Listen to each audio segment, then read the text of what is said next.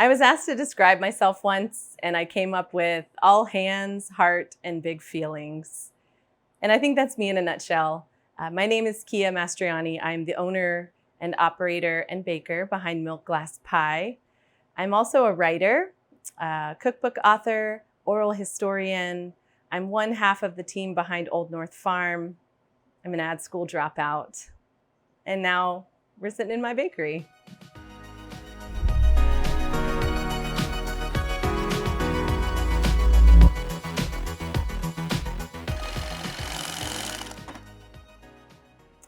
When I moved to North Carolina in 2010, I was working for a digital communications firm doing some remote work for them. And when I moved here, it all kind of fell apart. I returned to the things that I did to make money, which was often working in restaurants. And what I discovered when I got here, though, was an amazing proximity to local farms and farmers markets all around me where I lived. And that got me really interested in the local food systems here in North Carolina. I started going to a farmer's market regularly. I was growing food in my backyard. This was a time of food blogs, so I was reading food blogs, cooking things up in my kitchen, and just generally just really interested. But I realized when I was going to farmers markets every single Saturday was that I was getting to know my farmers. You know, I would talk to these people. I'd eventually go to their farms and see their operations. And this really spawned my love of storytelling. You know, there was these people behind the products was something that was incredibly interesting to me. I've always been interested in humans and their stories and how they got to where they are. And so I started writing about food in Charlotte, North Carolina.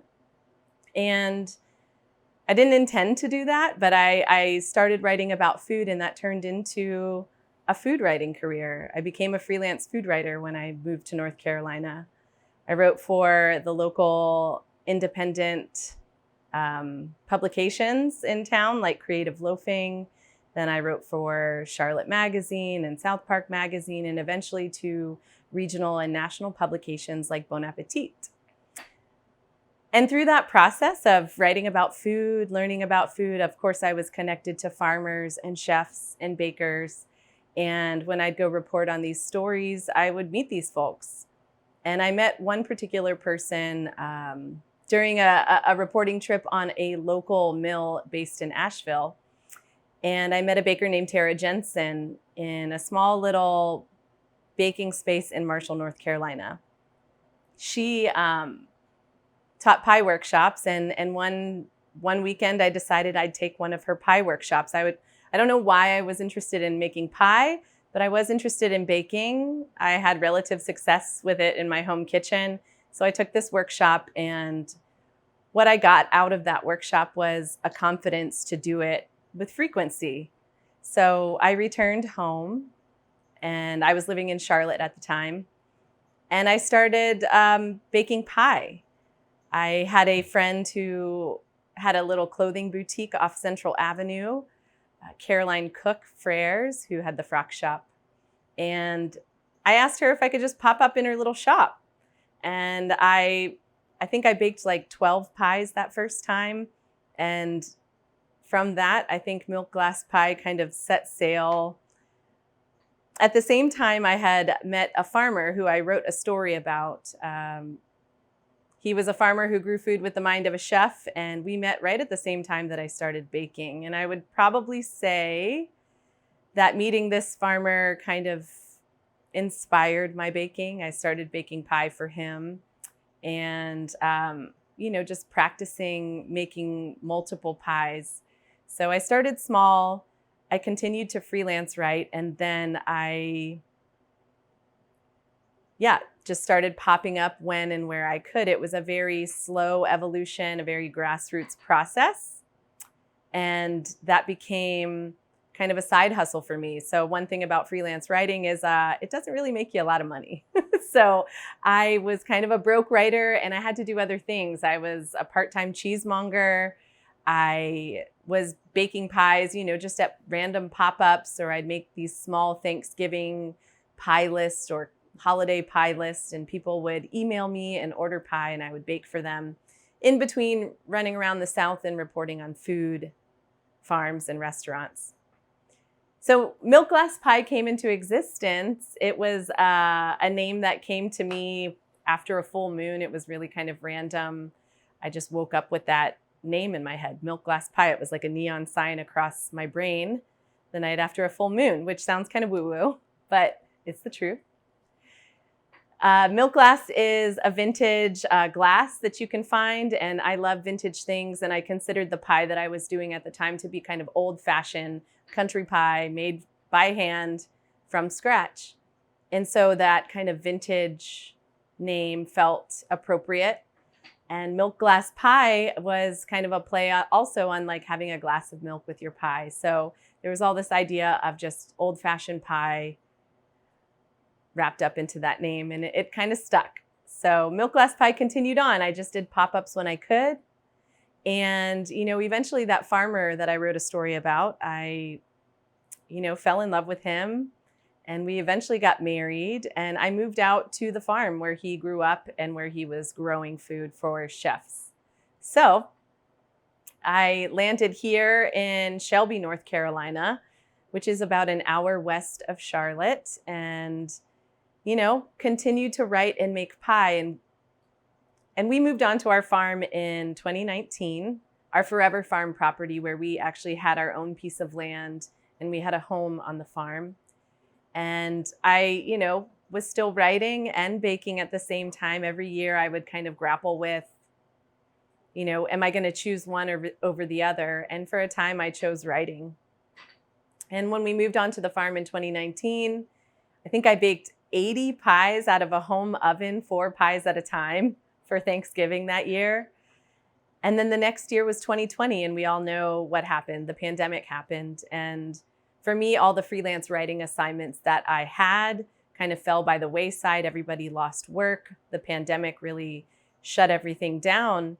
And I had this baking skill, and I had space on this farm where I lived. And I decided to start something called Front Porch Pie, which was a weekly pie menu I put out to folks who lived in my immediate area of Shelby and in Charlotte, where my original customer base lived. And everybody was in lockdown and everybody needed some sort of comfort, and pie was the ultimate comfort. So I started doing Front Porch Pie for people and baking out of my little bakery space. And that really just sent milk glass pie somewhere else and kind of where it is today. It was the thing that catalyzed me from, writing full-time and baking on the side to baking full-time as the owner and operator of Milk Glass Pie, and maybe writing here and there. So that started. By 2021, I had hired my first employee. I outfitted the space in which we're sitting now with an oven, a professional oven, not a home oven. So I could bake about 4 times the amount of pie. And little by little, I started just putting new equipment in the bakery space and outfitting a fully equipped cottage bakery. And, I think last year we baked 230 Thanksgiving pies out of this little kitchen. Milk glass pie, our process. We started with the thought always to make pie from scratch by hand. And that has remained true for us. I fell in love with the art and craft of pie because I fell in love with local food and farms and seasonality. And eventually, of course, I fell in love with a farmer. So we kind of build our model of pie around a hyper-seasonal approach. And I know that sounds kind of precious to a lot of people, but in reality, I live on a farm. I'm married to a farmer. I can just go outside and grab some ingredients and put it into like a batch of scones. Everything here is centered on the seasons and on the land in which we live. And as a storyteller and as a person who wrote about food, having that narrative behind our food and the ingredients that we use is so important to Milk Glass Pie. So we still make our dough by hand from scratch. We work with a mill up the road about an hour away called Carolina Ground that is our supplier of flour, and she works with, regional growers around the Southeast, organic grains that are milled fresh just up the road. So we just love to focus on our relationships with people and the ingredients that they can provide. So, you're not going to get a peach pie in the middle of January unless I preserved peaches from last summer. You're not going to find things that are technically out of season. So, for us, that's so important. And as a cottage baker and someone who lives on a small farm, I often say the farm is the bakery and the bakery is the farm, because it's such a reciprocal relationship. We are always kind of feeding in to one another. So what's growing on the farm ends up coming into the bakery, ends up in the quiche that we're selling at the farmer's market. And kind of that goes around. Up the road, we have our friend Josh Beam, who grows blackberries for us. Further down the road is our friend Alan Davis, who grows a lot of the apples and berries, stone fruits that we use throughout the season. So I'm often in my car just driving around this region, meeting up with my friends who are growing great ingredients for me to put into pie. Milk Glass Pie has evolved its model. So we used to put out a weekly menu where people could order and pick up at farmers markets where we are every Saturday. I used to sell at the farmers market here in Shelby, and I also sell at the Uptown Farmers Market in Charlotte, North Carolina. We've kind of reduced our footprint and we're selling only in Charlotte currently, but we have a new pie subscription where people can sign up for a year, 6 months, or 3 months and enjoy a pie a month from us. And people can come right to the farm and pick up, or they can pick up from the market in Charlotte. With pie too, we have events here on the farm. We do culinary events. So besides my husband, the chef farmer guy, we do do seasonal suppers together. We also do something called pie parties. We're going to have like 4 of those on the farm this year, which is kind of wild. I invite bakers from all over the South to come join me in like a collaborative bake sale. We create a little market setting where other small vendors and friends in the community can come sell their products or share their message. And it just becomes a little party with pie and community fun. And that's kind of what Milk Glass Pie has always centered itself around is, people, pie, community, and lots of love that we put into it by doing everything by hand from scratch.